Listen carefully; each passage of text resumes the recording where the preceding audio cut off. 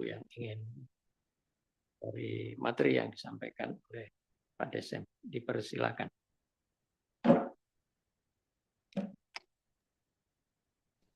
Ya, silakan Bapak Ibu, open mic. Silakan.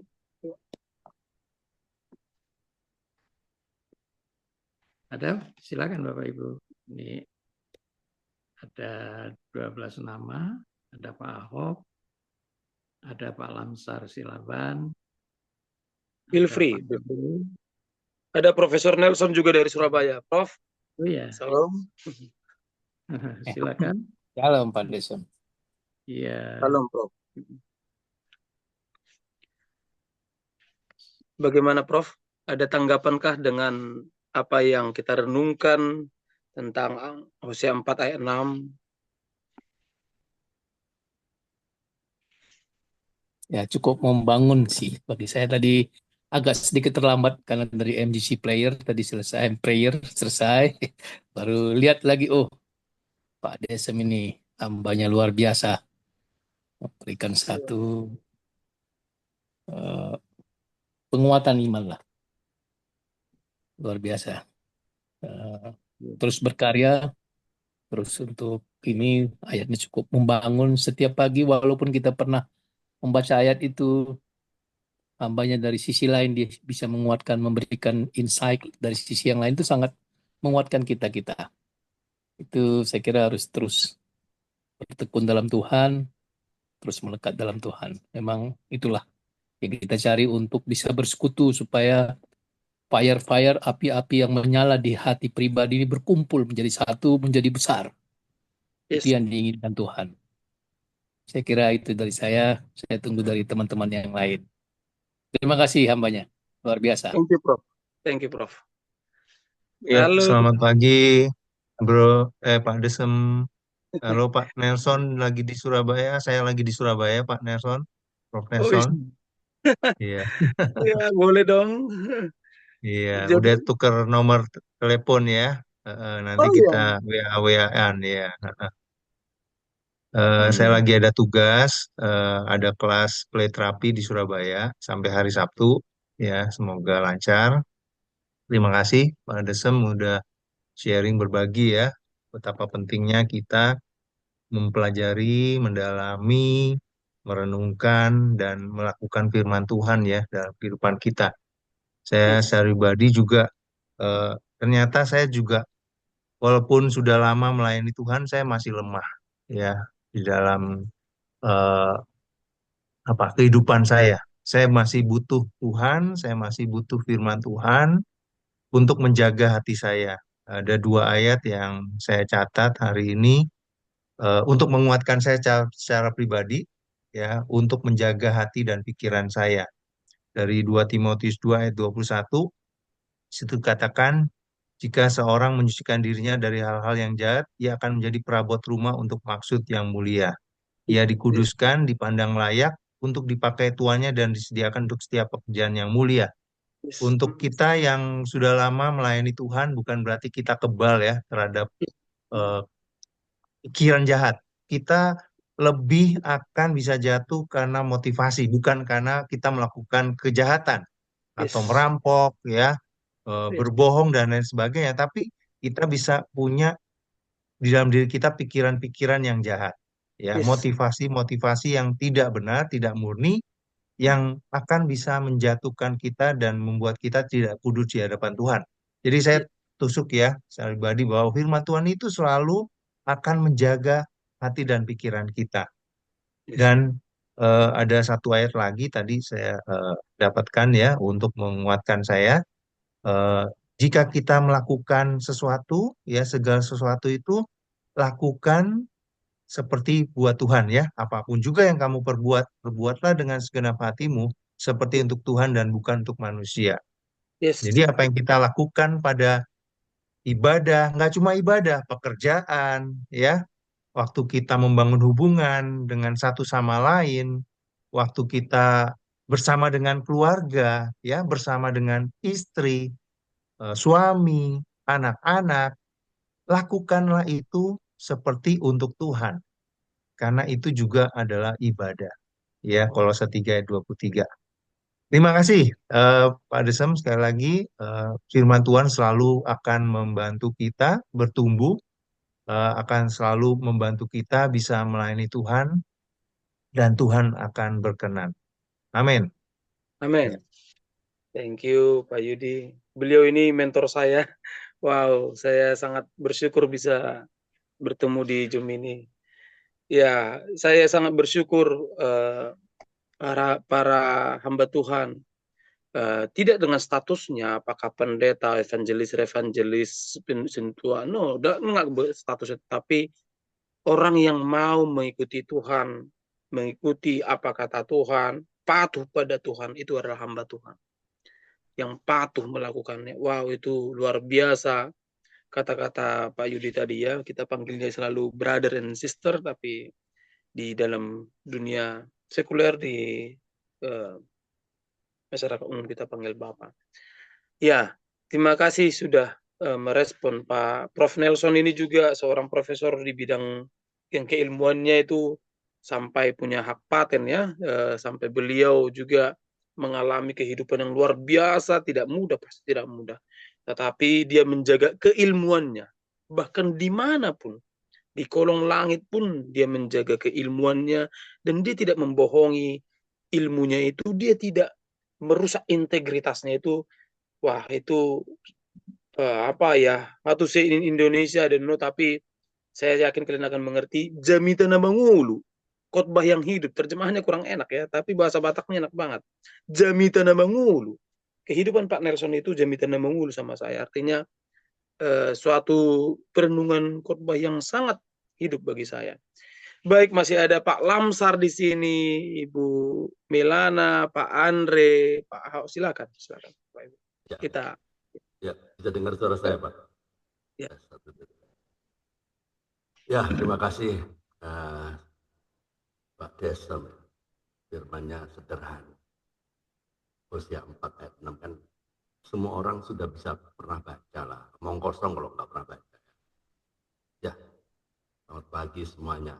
Ya, saya diteguhkan ya, oleh Pak Desem. Terima kasih ya. Hosea 4 ayat 6 ini pentingnya ya. Pengenalan akan Allah adalah apa? Kehidupan. Ya, ayat ini, Hosea ini mengingatkan bahwa hidup kita adalah butuh relasi yang intim dengan Allah. Karena mengenal Allah bukan hanya tahu tentang Allah, tapi memahami kehendaknya melalui apa? Firman-Nya, doa, dan ketaatan. Karena tanpa pengenalan ini, umat pasti, ya umat atau kita semua akan kehilangan arah. Seperti apa? Kapal tanpa kompas, ya enggak? Nah, ini bersyukur. Kita selalu perlu diingatkan berulang-ulang. Karena sifat manusia kan pelupa. Ini penting diingatkan. Dan kedua, itu tadi pertama.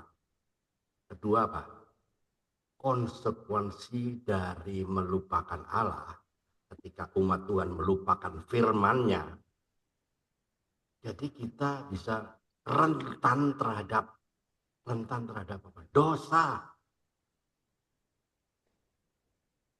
ketidakadilan, dan bahkan kehancuran moral loh. Cara nggak sadar, sedikit demi sedikit ya, bit by bit. Hal ini bukan hanya dampaknya pada diri sendiri, tapi juga pada keluarga. Ini penting nih. Keluarga dan endingnya masyarakat sekitar.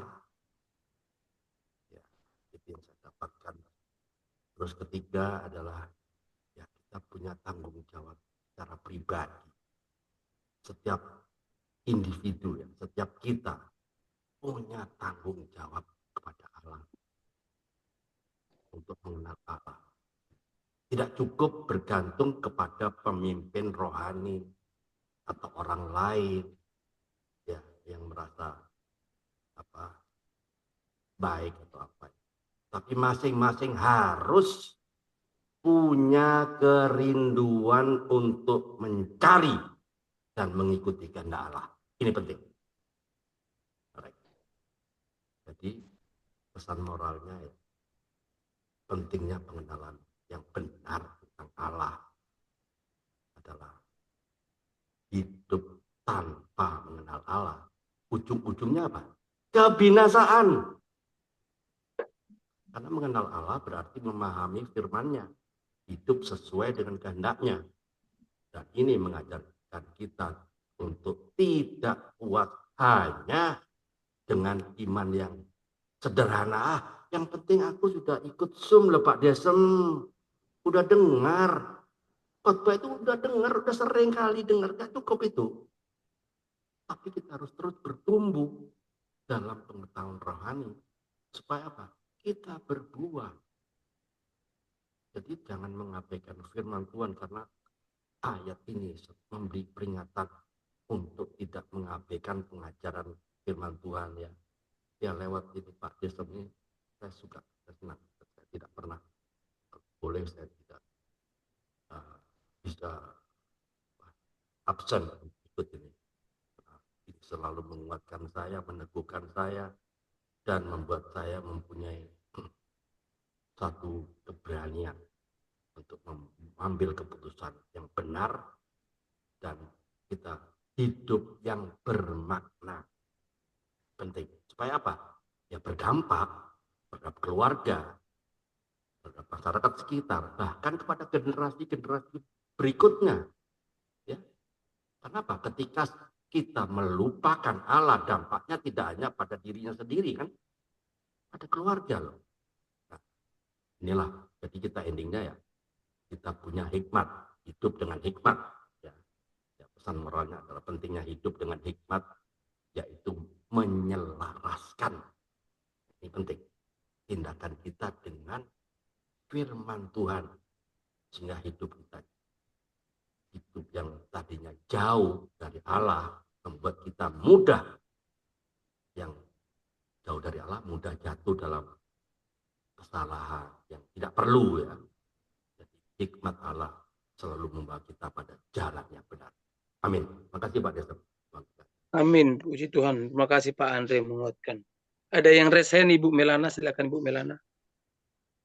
Shalom Pak Desem, saya juga terlambat karena dari MGC tadi ya, tapi saya sudah dengarkan dari tadi firman yang disampaikan oleh Pak Desem dari Hosea. Memang kita terkadang berpikir seperti Hosea itu diperintahkan Tuhan untuk memperistri seorang ya, perempuan sundal, perempuan nakal. Kita pikir loh, kok Tuhan, kok ngasih aku perempuan seperti itu. Nah disitulah kita kalau memang Tuhan suruh untuk mengerti yang tidak masuk akal di kita, kerjakanlah itu. Jadi hari ini benar-benar menguatkan. Tadi pagi pun saya mendapatkan firman itu di MGC bahwa kita harus tidak memakai pikiran manusia kita, tetapi kita memakai pikiran yang dari Tuhan gitu. Jadi firman Tuhan ini sinkron banget yang disampaikan Pak Desem dan juga yang tadi saya peroleh di MGC, menguatkan saya pada pagi hari ini agar setiap firman itu jangan kita pakai kok ngene, jangan. Tapi kita kalau misalnya nggak ngerti firman Tuhan, apa yang Tuhan maksudkan dari firman-Nya itu, kita berdoa, kita bertanya pada Tuhan. Tadi Pak Desem kan juga mengatakan sampai udah cuci kaki, sudah ngerendam kakinya. Nah, disitulah kita harus senantiasa bertanya pada Tuhan. Ya, Pak Desem melakukan itu memang sudah kehendak Tuhan. Tuhan kehendaki lakukan itu. Tuhan mau melihat sampai di mana Pak Desem, dan Tuhan bekerja melalui diri Pak Desem. Tuhan memberikan pencerahan melalui kehidupan Pak Desem dan yang sangat bermanfaat buat kami semua yang hadir pada pagi hari ini. Terima kasih Pak Nelson Surabaya. Shalom. Saya Melana. Terima kasih Ibu. Oke. Jadi saya maksudnya Ibu. Nah, disitulah senantiasa mengandalkan Tuhan di dalam kehidupan kita. Pak Nelson itu tuh sudah sekolah kehidupan loh itu. Tamat lagi, lulus. Pak Nelson, kita masih belum sekolah kehidupan. Lulus. Ya, macam-macam cara, Bu. Sekolah kehidupan itu Ya, luar biasa. Caranya beda-beda. Iya. Dikungkung di luar juga bisa, dikungkung benar-benar di penjara ya bisa. Masuk amin. yang saya jalani 10 tahun. Tapi Pak Desem saya tambahin sedikit ya. Dengan Iya. Mengenal Tuhan itu benar-benar saya rasakan. Ayub 42 ayat 5 itu ya. Hanya dari kata orang saja aku mendengar tentang engkau selama ini. Tapi amin. sekarang mataku sendiri memandang engkau. Itu saya rasakan. Yes. 10 tahun saya di lapas. Ya, Seperti apa rasanya, coba. Padahal pendidikan itu mentok sudah. Sampai Iya. dokter ke Jepang, sudah 10 tahun juga di Jepang. Tapi iya. apa yang saya dapatkan? Ah, Pak Nelson, kita belajar. saya pun kadang mungkin belum bisa sampai sekolah kehidupan seperti Pak Nelson, tapi saya mau belajar sekolah kehidupan di tengah-tengah masyarakat. Mungkin banyak cemooh, mungkin banyak mereka yang menyudutkan kita, tetapi kita tetap percaya karena kita ingin memperoleh ijazah sekolah kehidupan dari Tuhan Yesus Kristus. Terima kasih Ya. Pak. Terima kasih Pak Nelson. Tuhan memberkati. Ya, terima kasih Bu. Luar biasa. Ini tambahan bersambung ya dari prayer masuk. Pada ini saya baru lihat baru karena ngantar istri tadi ke pasar terus lihat lagi loh kok nyambung lagi tapi jam 6 ya. Tiap hari Iya. apa Pak di sini? Tiap hari apa? Saya dijadwalkan sebenarnya 3 kali seminggu, cuma karena banyak dinamika, ya saya 1 kali seminggu. Dinamis. Biasanya sih Jumat. Ini juga kan kemarin saya di WA sama Pak Joko pengurus Gepas supaya hari ini tadi malam langsung saya respon. Saya tidak pernah selagi masih bisa, nggak pernah bilang menolak, never. Apalagi untuk mengatakan firman Tuhan, wah, sekali lagi Ya. masih bernapas saya lakukan itu, gitu. Ya, itu luar biasa. Saya dapat saudara lagi nanti mudah-mudahan bisa ketemu Iya. dengan Pak Yudi. Luar biasa. Iya, Ini semoga.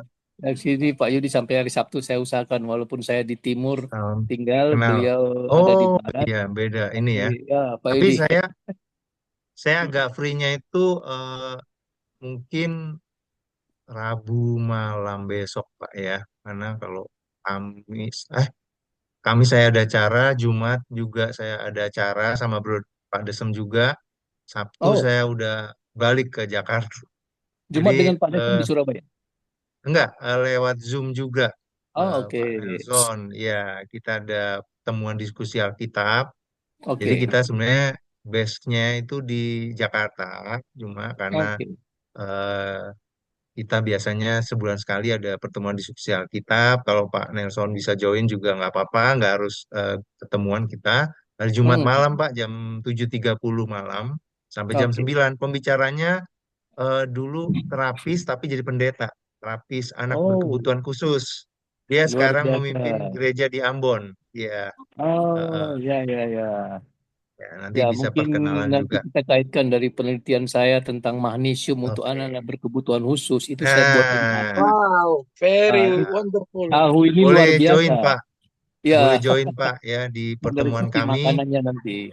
Ya, mm-mm. Saya akan kirimkan flyernya.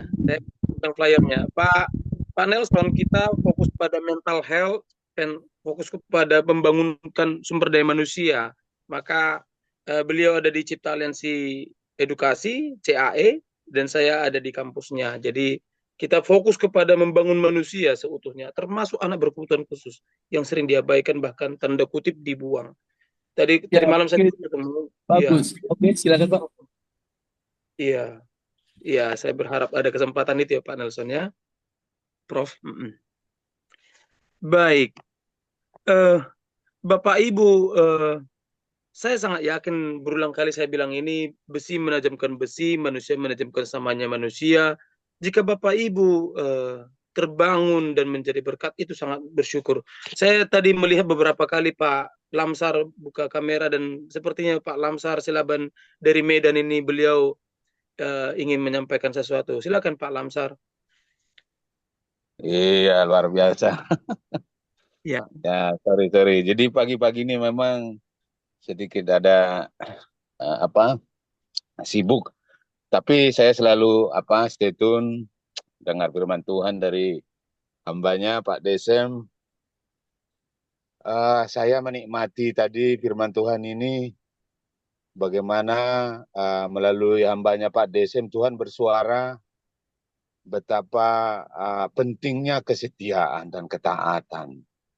Bahwa apa yang disampaikan atau yang diberitakan melalui Hosea ini adalah tentang ketidaktaatan umat Israel kepada Tuhannya. Demikian jugalah kita seringkali dan bahkan pagi ini dikuatkan supaya kita kembali taat dan setia. Yaitu dengan cara ya ketika kita memiliki iman, maka yang dibutuhkan Tuhan juga adalah kesetiaan dan ketaatan. Ya, memang ya dalam pergumulan ini kita akan berhadapan dengan iblis karena ketika Tuhan mencobai Yesus, si iblis mundur tapi si iblis bilang dia akan mengambil waktu yang baik. Jadi dia selalu akan terus ada sampai saat ini untuk mencari kesempatan untuk selalu mencari atau mencuri sukacita kita. Saya itu saja Pak Desem, saya merespon luar biasa supaya kita tetap taat dan setia mengiring Tuhan. Itu aja dari saya Pak Desem, terima kasih semua hamba-hamba Tuhan yang luar biasa. Selamat pagi. Thank you so much. Wow, luar biasa. Beliau ini di Medan, bahkan dalam perjalanan juga menggunakan waktunya untuk kita join terus di Zoom ya. Wow, thank you so much Pak Silaban. Iya. Mungkin Pak Ahok atau Ibu Roida mau menyampaikan sesuatu. Kalau Ibu Lumi, kita barusan membahas tentang Hosea 4 ayat 6, yaitu umatku binasa karena kurangnya pengetahuan akan aku. Karena kita kurang pengetahuan tentang Tuhan, sehingga kita binasa. Itu yang barusan kita bahas, Ibu Lumi. Ya, silakan Pak Ahok atau Ibu Lumi ingin menyampaikan sesuatu, bisa bertanya, bisa menanggapi, bisa... Ya kita bebas, feel free. Bagaimana layaknya kita seorang saudara, saling berdiskusi, saling menguatkan. Everything is possible. Ya, silakan Pak Joko. Iya, saya cuma melihat dari sisi begini. Kalau kita berbicara mengenai apa yang disampaikan, saya melihat apa yang dikatakan oleh Pak Nelson tadi mengenai pernyataan Ayubnya, hanya kata orang saja selama ini dia mengenal Allah. Tapi ketika dia menyaksikan sendiri, maka dia mengerti apa Allah itu sebenarnya. Dia memperoleh itu dari satu proses pengetahuan tentang Allah yang dia peroleh dari mengenalnya dari orang-orang. Tapi pengetahuan itu menjadi utuh ketika dia bertemu sendiri dengan Allah. Dan itu di perjanjian baru bisa kita temukan ketika Tuhan Yesus berdialog dengan orang-orang Samaria. Jadi orang-orang Samaria itu satu kampung, ketika kemudian mereka bertemu dengan Yesus, dia malah mengatakan begini kepada perempuan yang mengenalkan pertama kali Yesus kepada orang-orang sekampung itu, bahwa aku sudah tidak perlu lagi kamu, seakan-akan begitu dialognya ya, dari ceritamu, karena sekarang aku sudah menyaksikan sendiri bertemu dengan Mesias itu. Di sini yang jelas bahwa proses untuk menemukan di zaman perjanjian lama dengan di zaman perjanjian baru ada perbedaan yang sangat mendasar. Di perjanjian lama kita mengenal Tuhan itu dengan syarat-syarat yang sifatnya syariat dari satu agama atau syariat dari satu keyakinan, dan itu tercatat rinci di dalam Taurat dan sebagainya yang ditulis oleh Musa untuk bangsa Israel. Dan apa yang terjadi? Yang terjadi justru bangsa Israel itu melakukan perbuatan-perbuatan yang jauh dari harapan Allah itu sendiri. Sehingga perlu ia dihukum, diancam, di apapun, dihancurkan. Tapi setiap kali dihancurkan, disisakan yang terbaik di antara bangsa itu, sehingga bangsa itu tidak punah. Dan itu capek sebenarnya. Karena itu mereka merantau 40 tahun di padang pasir. Tetapi ketika Yesus datang, dia hanya 40 hari berpuasa. Dan hanya dalam 1 hari dicobai oleh 3 pencobaan yang dilakukan oleh iblis, dan yang membawa dia untuk dicobai bukan Tuhan Yesus yang langsung iblis datang seperti ketika Adam dan Hawa. Iblis nggak berani mencobai, tetapi diantar oleh Roh Kudus untuk dicobai. Dan ternyata dia lolos. Hanya dalam 1 hari. Coba kita bandingkan, kalau kita kembali ke perjanjian lama, capek kita. Maka ketika kita melihat perjanjian baru, luar biasa. Begitupun dengan hikmat yang diperoleh oleh orang-orang perjanjian lama. Itu harus dihajar dulu mereka. Baru mereka mencari hikmat. Dan juga Tuhan memerlukan 1 orang yang mau diberi hikmat. Roh Tuhan ada padaku, kata Yesaya. Dan itulah kemudian Yesaya memiliki pengetahuan yang dahsyat. Karena roh Tuhan ada padanya. Nah, kita sekarang di zaman sekarang, katanya Roh Kudus itu ada di dalam kita. Kan begitu. Maka proses itu sudah dipersingkat oleh Tuhan Yesus. Ketika Roh Kudus ada di dalam kita, maka hikmat itu sebenarnya sudah diberikan kepada kita. Tinggal kita saja mengaktifkan untuk meminta pengetahuan. Dan pengetahuan yang harus kita minta, itu pasti pengetahuan ilahi. Dan itu tidak terbatas. Pengetahuan tentang Allah itu sendiri. Dan itu tidak terbatas. Tetapi kalau kita mengandalkan kemampuan seseorang, sosok seseorang, maka kita pun memiliki hikmat. Tapi hikmat kita adalah hikmat dunia. Kalau nggak salah dalam 1 Korintus 3 itu secara keseluruhan disebutkan bahwa hikmat dunia adalah suatu kebodohan. Sementara hikmat yang berasal dari Kristus itu adalah luar biasa. Kasih yang tidak terbatas. Dasarnya kasih, tetapi tetap di situ ada inteligensi. Tidak hanya soal yang sifatnya supranatural saja, tetapi juga hal-hal yang natural itu juga ada, tetapi landasannya harus kasih. Selama kita tetap pada mengandalkan manusia, celakalah orang yang mengandalkan manusia dan pikirannya sendiri. Dan ada ayat yang begitu itu. Saya sendiri kalau dari sisi pengalaman, seandainya saya tidak bertemu dengan Tuhan Yesus, maka saya akan saya selesaikan S3, saya jadi guru besar, dan saya akan jadi guru besar yang sombong. Sebab di lingkungan akademik, di situ saya temukan banyak kesombongan. Sehingga ketika 5 tahun sebelum saya pensiun, maka saya lebih dulu ditegur untuk pensiun. Dan puji Tuhan, saya merasa bersyukur bahwa saya tidak dibiarkan Tuhan untuk sombong. Tetapi saya dibiarkan Tuhan untuk menjadi rendah hati dengan pengetahuan, ilmu pengetahuan yang tidak pernah saya sangka awalnya. Jauh dengan ilmu pengetahuan yang saya pelajari. Dan itu saya temukan adalah kasih Kristus. Terima kasih, Tuhan Yesus berkati.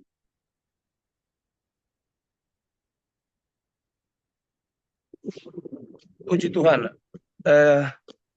Terima kasih. Pak Ahok mau live, udah tidur kali, udah malam kali di sana ya. Iya, berharap tadi Pak Ahok sempat komentar, tapi saya nggak tahu situasi di sana seperti apa. Semoga semuanya everything is okay ya Pak Ahok ya. Terima kasih Pak Ahok dari Kanada, USA. Iya, Ibu Lumi, apakah ada yang mau disampaikan? Silakan Ibu Lumi. Ibu Lumi atau Ibu Roida, karena kalian belum komentar dan sangat jarang untuk komentar atau menyampaikan sesuatu. Ya, shalom, selamat pagi. Maaf, saya tak tahu nak sampaikan apa-apa. Saya suka mendengar aja. Iya, baik. Ya, sampaikan aja Bu, apapun yang terlintas dalam pikiran Ibu ketika kita mendengarkan firman Tuhan Hosea 4 ayat 6 itu tentang pengetahuan akan Tuhan. Ya, tapi oke ya, tidak harus berkomentar atau apa baru dikatakan menyimak atau seperti apa, tetapi Maria duduk diam di hadapan Yesus mendengarkan dan mengambil yang terbaik, dan Marta di dapur mempersiapkan segala sesuatunya, dan Marta bersungut-sungut. Bukan berarti orang yang bekerja atau melakukan sesuatu itu jadi pelayan yang terbaik. Orang duduk diam juga itu adalah suatu hal perilaku tindakan yang sangat baik di hadapan Tuhan. Terima kasih Ibu Lumi.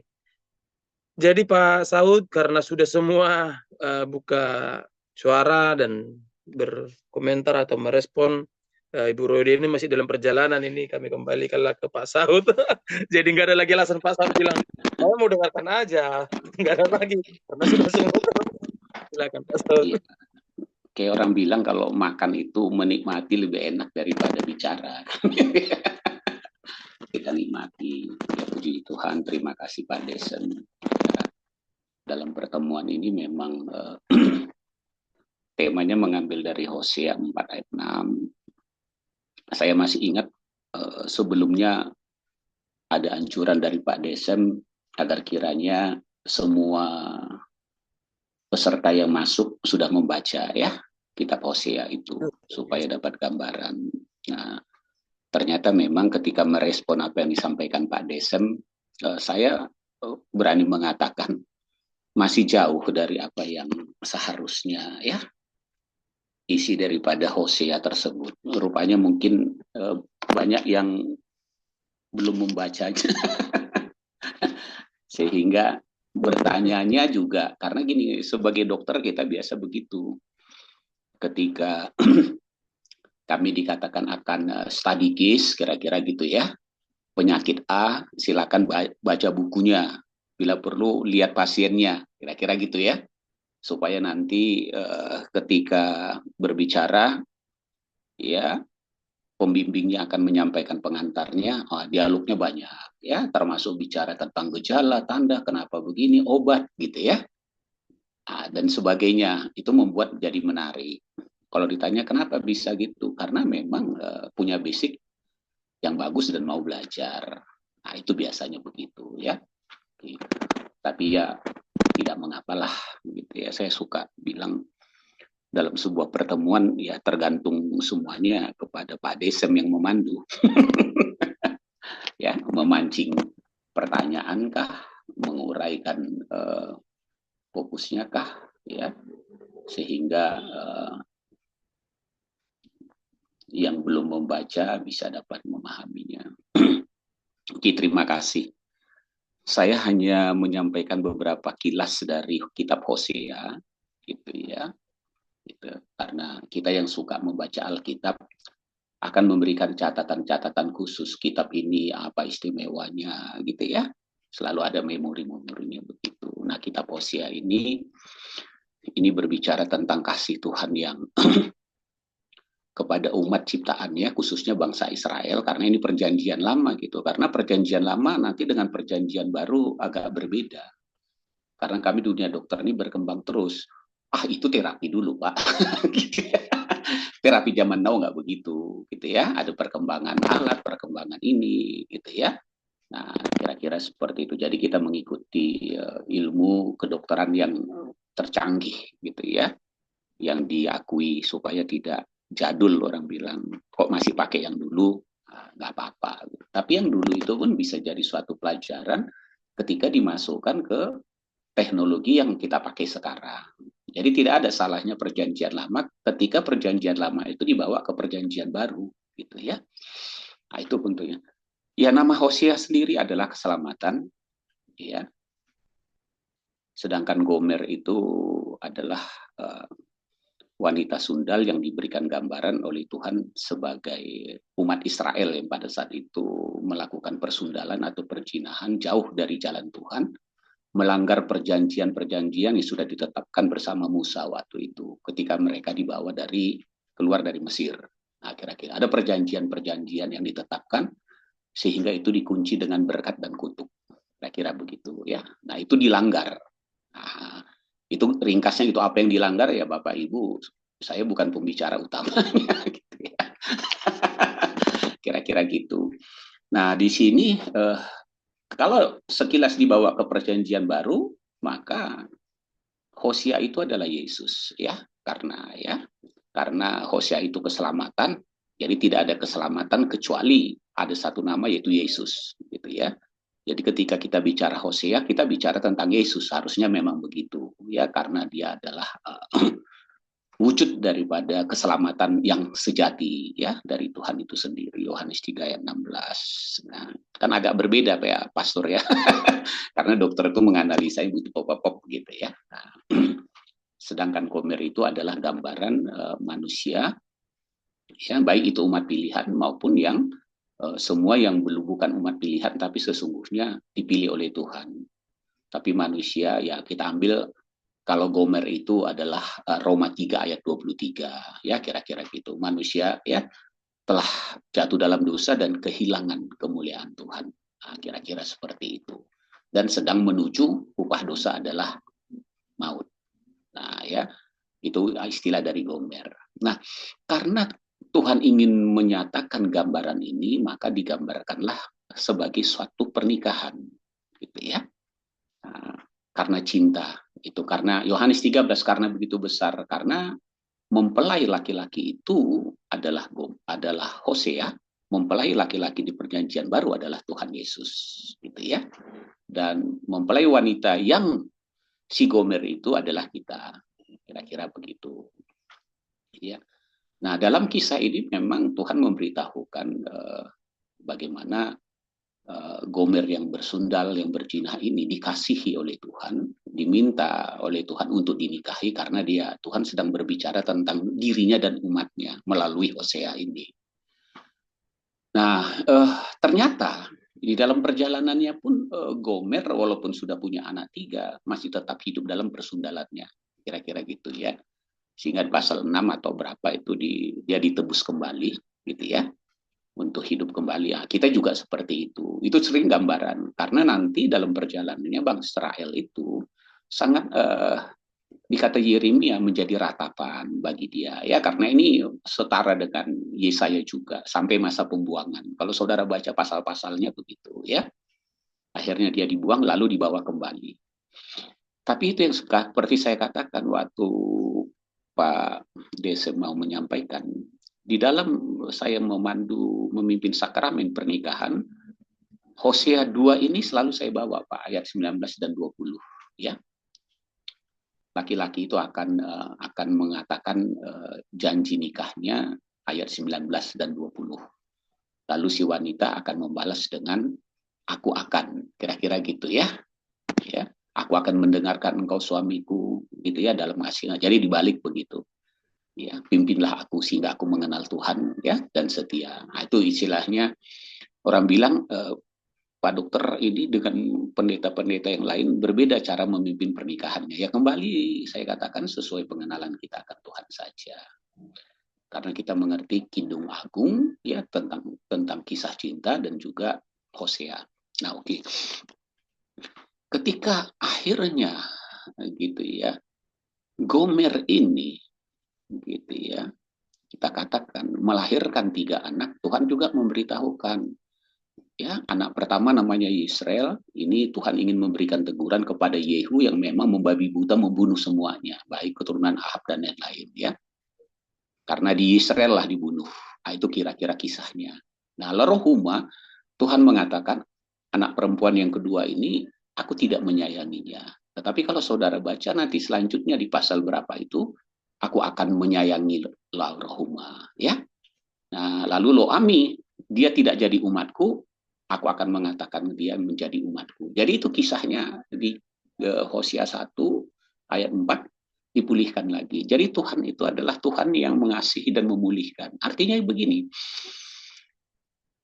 Tuhan ingin menunjukkan bahwa aku mengasihi engkau melalui Hosea, hai Gomer, kira-kira gitu. Walaupun aku tahu siapa engkau, apapun latar belakangmu. Ya, tapi aku mengasihi engkau dan aku ingin engkau menjadi seorang istri yang setia, kira-kira begitu ya. Oleh sebab itu, ketika dia menebus kembali, dia berharap bahwa Gomer ini itu bertobat, tapi memang sulit bertobat. Jadi kalau Bapak Ibu perhatikan Hosea ini, sebenarnya kasih itu berbicara tentang pertobatan. Ya, nah untungnya memang kalau kita mengenal Tuhan, kita bilang bukan karena kita punya tahu banyak teori firman Tuhan, bukan sebenarnya. Yes, setuju. Sebenarnya. Yes. Kalau kita mengenal Tuhan itu kita buktikan dengan pertobatan kita. Pertobatan adalah bukti daripada pengenalan kita akan Tuhan. Nah, itu yang banyak tadi juga kurang ditekankan. Apa buktinya, Pak, bahwa seseorang itu mengenal Tuhan? Pertobatannya. Gitu ya. Karena saya sudah mengenal kasih-Nya yang begitu besar, saya perempuan sundal, saya ditebus dan dijanji dipulihkan, dibuang begini dan lain-lain. Ternyata Tuhan tidak memperhitungkan. Kalau dikatakan di dalam Roma 4 ayat 7 dan 8 diberkatilah atau berbahagialah orang yang tidak diperhitungkan kesalahan, pelanggaran dan dosanya, gitu ya. Nah, kira-kira kasih karunia. Nah, ini bicara tentang kasih karunia. Kalau kita memang mengenal Tuhan, kasih karunia itu bukan bisa membuat saudara dan saya itu berteori ya. Kalau kami bilang berteori, oh nggak apa-apa, kita sedang diproses begini, begitu jatuh bangun nggak apa-apa. Kita bilang di dunia kedokteran nggak dikenal begitu. Karena dunia kedokteran memang ada sakit, tapi kita bilang jangan sampai sakit. Nah, kalau kalian sakit akan ketemu kami akan obati dan kami arahkan jangan sakit lagi, gitu ya, supaya kamu sembuh. Nah, akibat sakit itu kan Anda bisa banyak resikonya, gitu ya, bisa mati, bisa kena stroke, gitu ya. Nah, nggak ada orang yang mau bilang, oh, saya juga ini Pak, tapi itu sebabnya saya lagi stroke sekarang ya. Puji Tuhan kalau berani ya, karena dosa itu juga salah satu jenis penyakit yang nggak disukai itu adalah stroke. Stroke-nya bukan stroke ringan, bukan kita katakan TIA, transient ischemic attack, tapi stroke non hemoragik, lumpuh kiri, lumpuh kanan, ya, lidahnya mencong, nggak bisa ngomong. Coba saudara bisa bayangkan, ya, gitu. Itu salah satu bentuk dosa. Nah, tapi Tuhan mengasihi orang yang stroke ini. Nah, kira-kira begitu ya. Lalu Tuhan pulihkan. Maka Tuhan bilang, pergilah dan janganlah berbuat dosa lagi supaya jangan lebih buruk lagi. Artinya mungkin kamu nanti waktu stroke yang kedua nggak sempat lagi terkapar di rumah sakit, udah mati di tengah jalan ya, dia dalam ambulans. Ya, nggak sempat waktu lagi. Nah, inilah Gomer ya, gambaran dari umat pilihan Tuhan pada saat itu. Nah, kalau kita bawa ke versi kita sekarang ini, apakah peristiwa di dalam kitab Hosea itu harus kita alami babak belur sampai mengalami pembuangan dan lain-lain, atau itu tercatat supaya kita ingin mengenal Tuhan lalu cepat-cepat berbenah diri? Kalau bisa jangan sampai terjadi seperti itu, kira-kira begitu ya. Biarlah dia yang mengalami, saya tidak perlu. Nah, kalaupun nanti karena kekurangan saya, yang kecil-kecil sajalah, yang besar-besar biar Pak Desem saja. Kira-kira begitu ya. Kalau tabrakan di jalan ya saya diserempet orang, bukan saya yang menyerempet dia, misalnya begitu, tetapi orang lain tabrakan sampai akhirnya, jangankan mobilnya ya, hancur, terbakar, dan dia juga ditarik hampir nyaris-nyaris ya, mati atau luka bakar derajat sekian ya. Saudara ngerti maksud saya ya. Jadi kita harus pengenalan akan Tuhan ini membuat kita takut berbuat dosa. Nah, makanya saya suka bertanya, benarkah kita setelah banyak mendengar khotbah, ya, pengajaran, semakin ada rasa takut untuk berbuat dosa, ya, melanggar firman Tuhan, semakin takut menyakiti hati sesama kita, gitu ya. Semakin takut kalau saya tidak peduli dengan kondisi orang lain. Kira-kira begitu yang tadi dikatakan Pak Desem, sampai kondisi begini misalnya ya, dan lain-lain.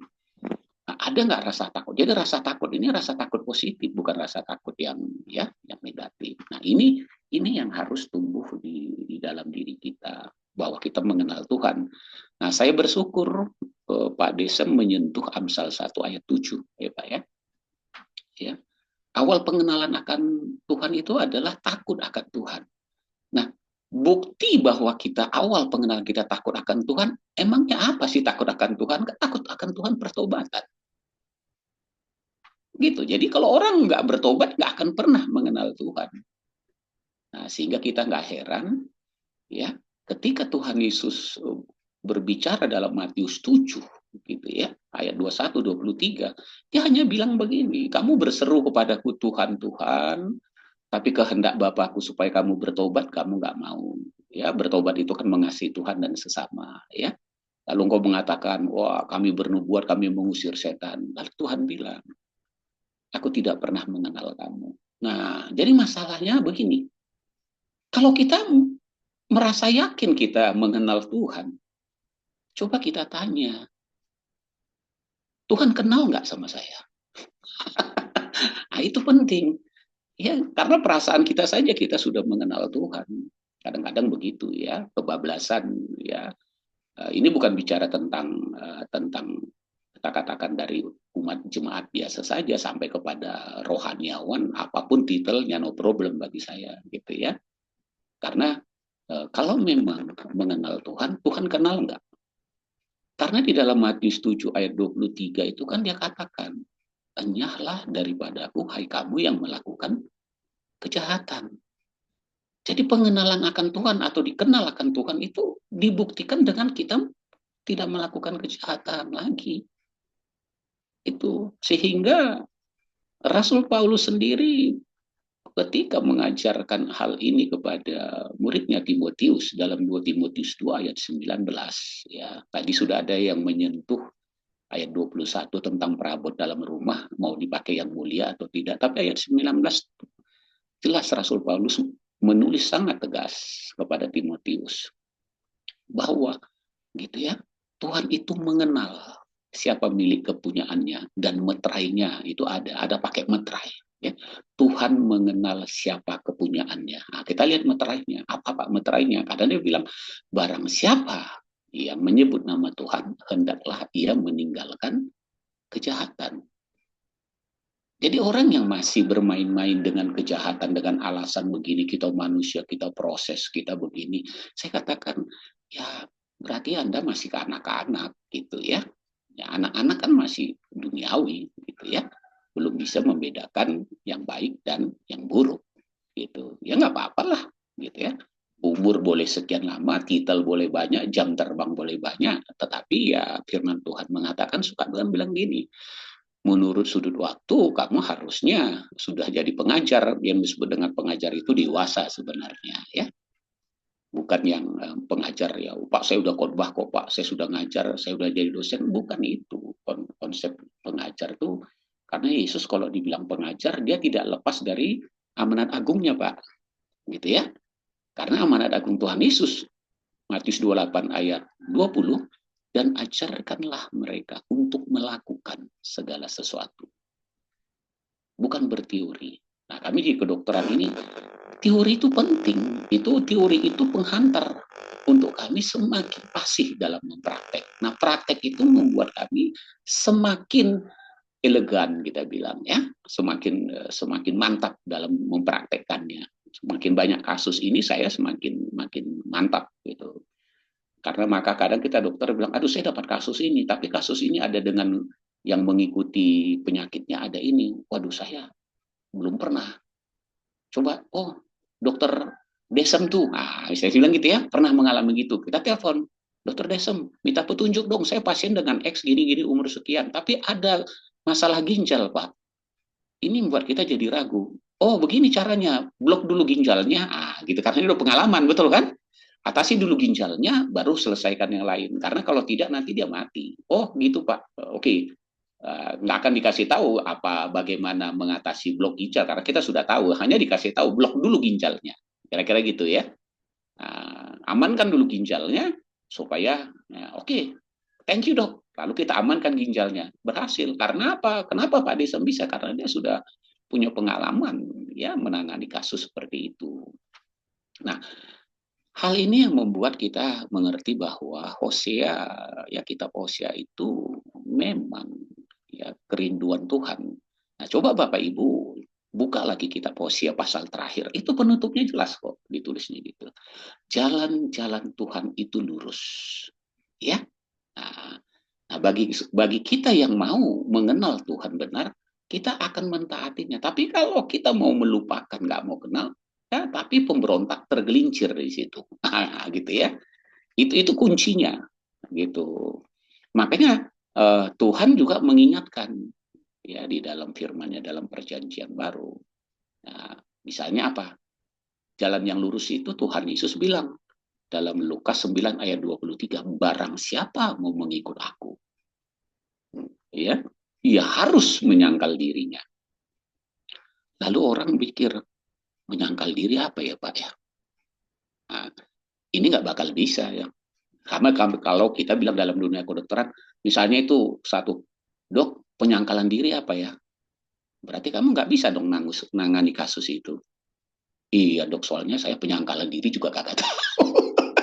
Ya udah jangan kasih sama dia. Karena orang yang memahami penyangkalan diri, baru bisa dia membantu orang lain.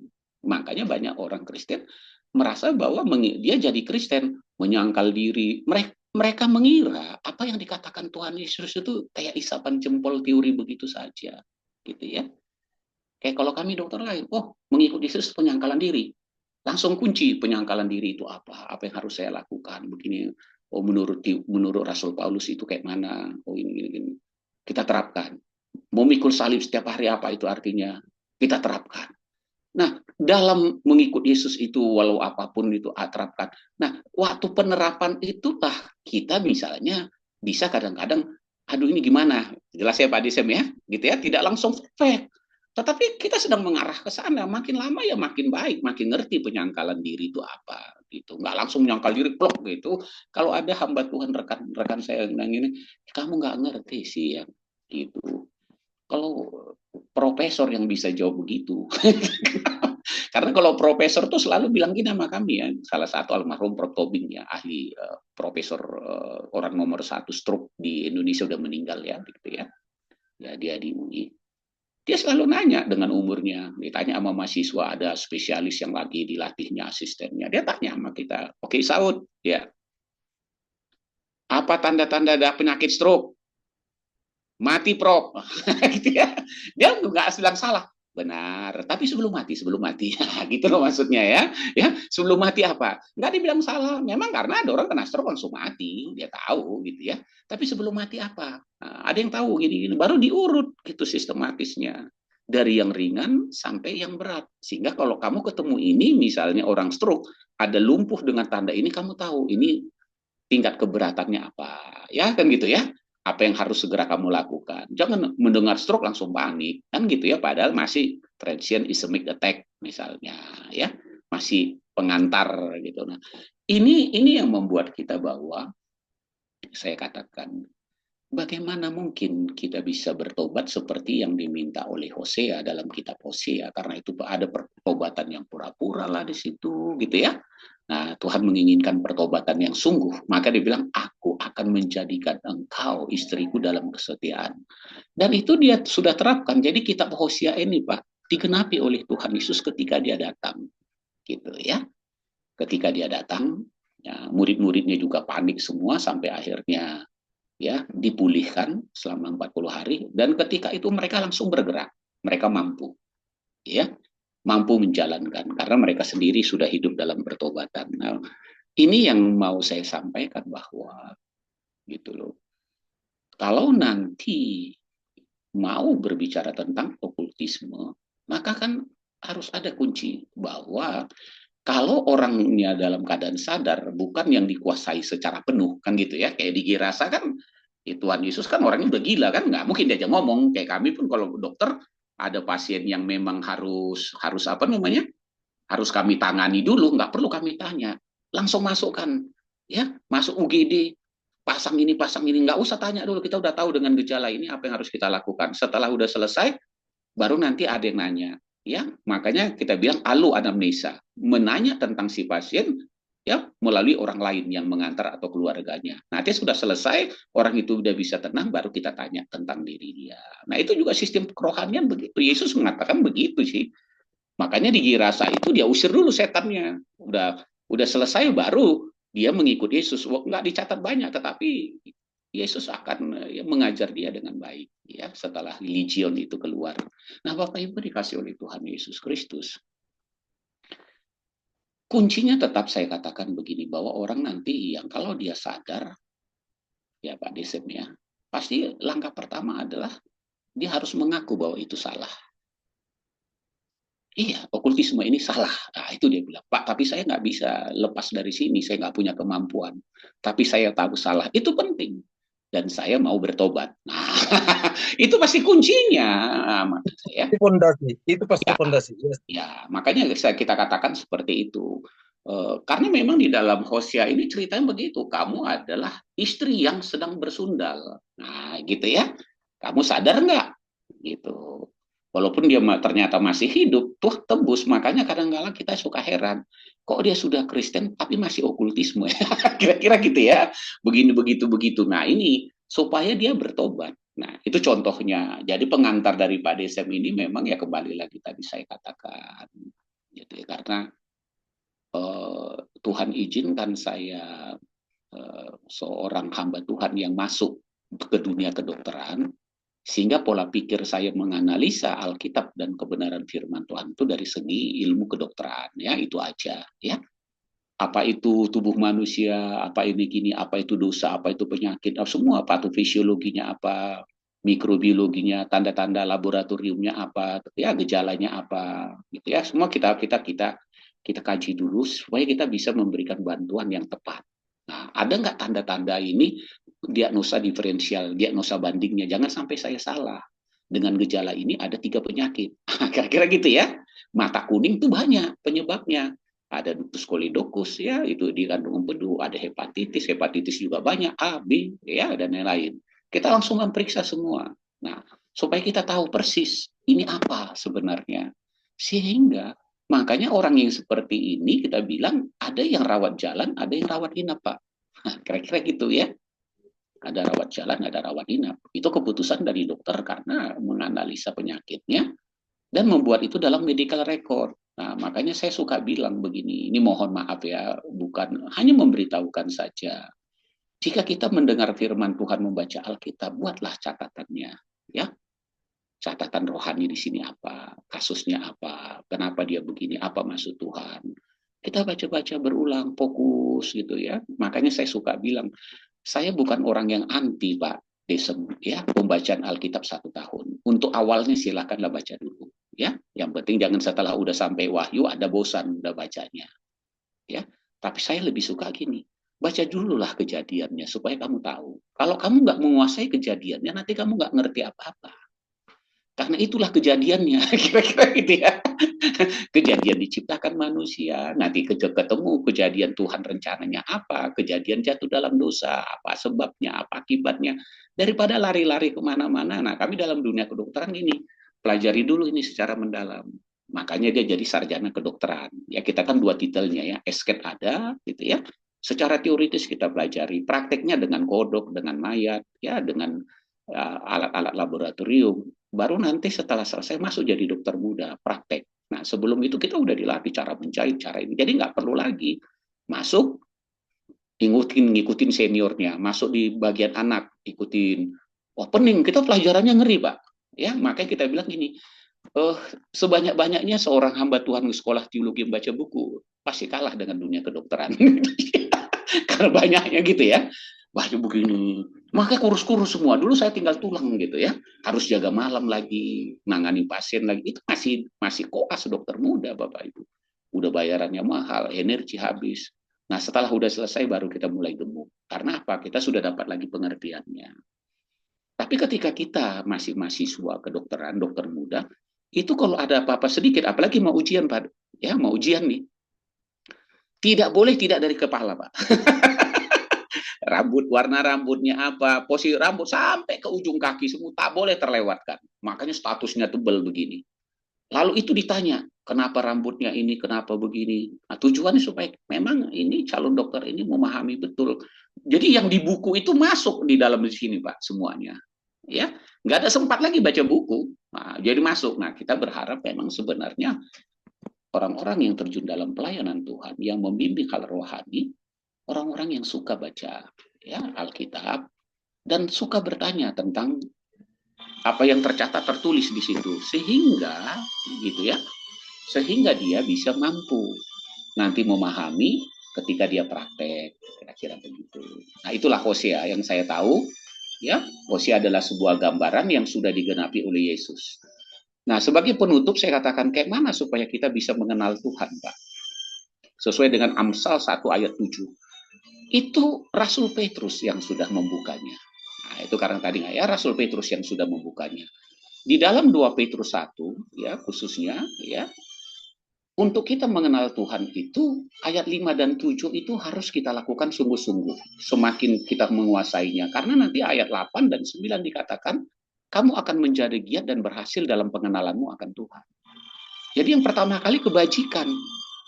Iman tambahkanlah kebajikan. Jadi kebajikan inilah bukti bahwa dia takut akan Tuhan. Kebajikan inilah pertobatan. Nah, itu deh sebenarnya.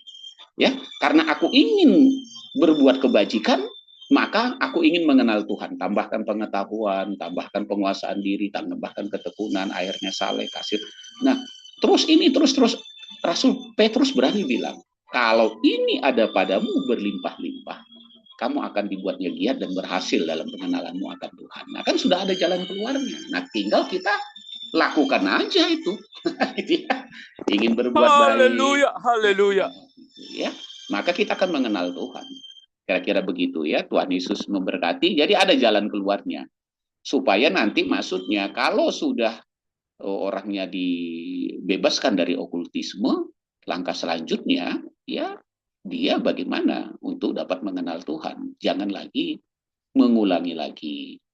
Nah, seperti yang dikatakan Tuhan Yesus kepada 2 orang yang luar biasa, yaitu yang di kolam Bethesda, ya, tidak dicatat di situ dia berdosa, tapi dia sakit karena dosa. Makanya saya sebagai dokter juga harus memperhatikan, selain dia penyakit ini etiologinya karena virus atau karena kuman tertentu atau karena kecelakaan, benturan dan lain-lain, adakah hal ini karena dosa, ya, supaya dia bisa ya, dipulihkan secara total. Nah, kalau sudah kita akan bilang, ya mulai sekarang Pak, Bu, gitu ya, Ibu kan sudah boleh pulang nih dari rumah sakit, gitu ya.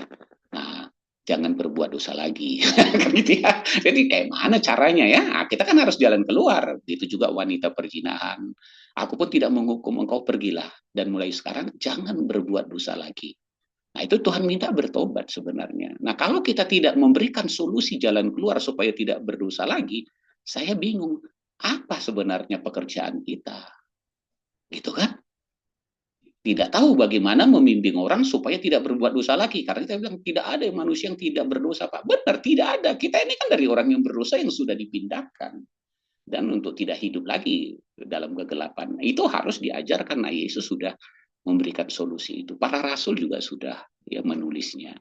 Nah, kiranya Tuhan Yesus memberkati apa yang saya sampaikan ini, kiranya juga bisa saling memperkaya, ya, sehingga nanti ke depannya ketika Pak Desem masuk pada sesi yang akan datang, makin semuanya tergigit lagi, Pak. Ya, nah, saya sendiri yang udah 44 tahun terjun dalam bidang hal ini pun masih terus belajar, ingin mendengar pengalaman-pengalaman yang khusus, yang istimewa dari setiap pribadi, gitu ya.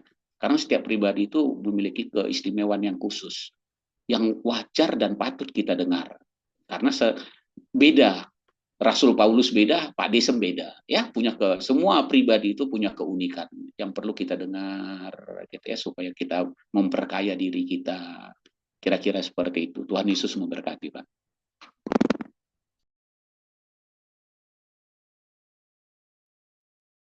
Oke, terima kasih Pak Dr. Saud. Dan masih ada lagi Bapak Ibu? Kalau tidak ada, maka kita akhiri pertemuan bincang-bincang kita pagi hari ini. Dan kita akan bertemu pada hari Jumat pagi, waktu yang sama, dengan tema yang berbeda. Untuk itu, sekali lagi saya menyampaikan terima kasih kepada Pak Desem Sianipar, dan kemudian juga untuk Pak Saud, dan untuk Bapak-Bapak yang merespon, termasuk Ibu. Dan Tuhan Yesus memberkati kita, maka kita akan berjumpa besok hari Jumat. God Salam. bless semuanya. Thank you Pak Saul.